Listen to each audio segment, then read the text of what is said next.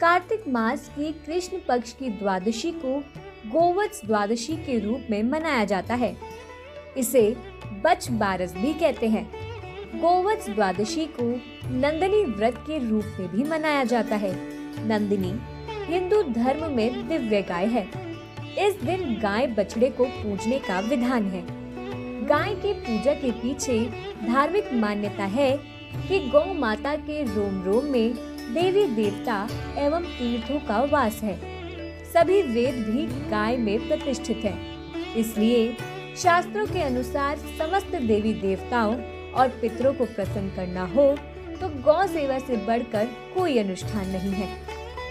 ऐसी भी प्रथा है कि इस दिन महिलाएं चाकू से कटा हुआ ना तो बनाती है और ना ही खाती है। भविष्य पुराण के अनुसार इस व्रत के प्रभाव से व्रती सभी सुखों को भोगते हुए अंत में गौ के शरीर पर जितने भी रोए हैं उतने वर्षों तक गोलोक में वास करता है। बच बारस शुरू होने के पीछे पौराणिक मान्यता यह है कि भगवान श्री कृष्ण के जन्म के बाद माता यशोदा ने इसी दिन गौ माता का दर्शन और पूजन किया था। इस बार यह पर्व 2 नवंबर को मनाया जाएगा। इसमें प्रदोष व्यापिनी तिथि ली जाती है। माँ और संतान के प्रेम का गुणगान है गोवत्स द्वादशी व्रत। वे लोग जिनकी संतान पर शनि की 7.5 ढैया आदि चल रही है उन्हें यह व्रत स्वयं रखना चाहिए। सेहत ठीक ना होने पर संतान से यह व्रत जरूर करवाना चाहिए। इस दिन गायों को हरा चारा अपने हाथ से जरूर खिलाना चाहिए। गाय बछड़ा ना होने पर गाय बछड़े की बनी मूर्ति की ही पूजा करें।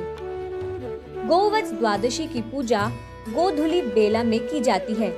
जो लोग गोवत्स द्वादशी का पालन करते हैं वे दिन में किसी भी गेहूं और दूध के उत्पादों को खाने से परहेज करते हैं।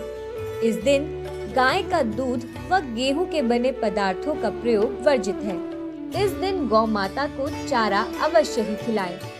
मान्यता है कि यज्ञ करने से जो पुण्य मिलता है और तीर्थों पर नहाने से जो फल मिलता है वह फल बच बारस के दिन गाय की सेवा, पूजन और चारा डालने मात्र से प्राप्त हो जाता है। गोवत्स द्वादशी की पौराणिक कथा के अनुसार प्राचीन समय में भारत में सुवर्णपुर नामक एक नगर था। वहाँ देवदानी नाम का राजा राज्य करता था। उसके पास एक गाय और एक भैंस थी। उनकी 2 रानियां थी। एक का नाम सीता और दूसरी का नाम गीता था। सीता को भैंस से बड़ा ही लगाव था। वह उससे बहुत नम्र व्यवहार करती थी और उसे अपनी सखी के समान प्यार करती थी। राजा की दूसरी रानी गीता गाय से सखी सहेली के समान और बछड़े से पुत्र समान प्यार और व्यवहार करती थी। यह देखकर भैंस ने एक दिन रानी सीता से कहा, गाय बछड़ा होने पर गीता रानी मुझसे ईर्ष्या करती है।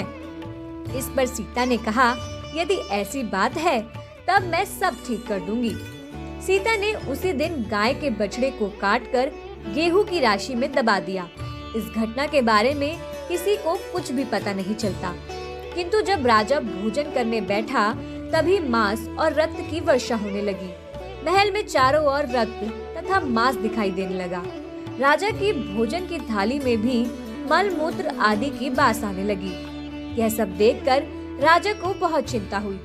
उसी समय आकाशवाणी हुई, हे राजा, तेरी रानी ने गाय के बछड़े को काटकर गेहूं की राशि में दबा दिया है।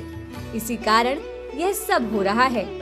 कल गोवत्स द्वादशी है, इसलिए कल अपनी भैंस को नगर से बाहर निकाल दीजिए और गाय तथा बछड़े की पूजा कीजिए। इस दिन आप गाय का दूध तथा कटे फलों का भोजन में त्याग करें।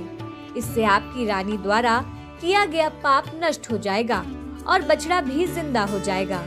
अतः तभी से गोवत्स द्वादशी के दिन गाय बछड़े की पूजा करने का महत्व माना गया है तथा गाय और बछड़े की सेवा की जाती है।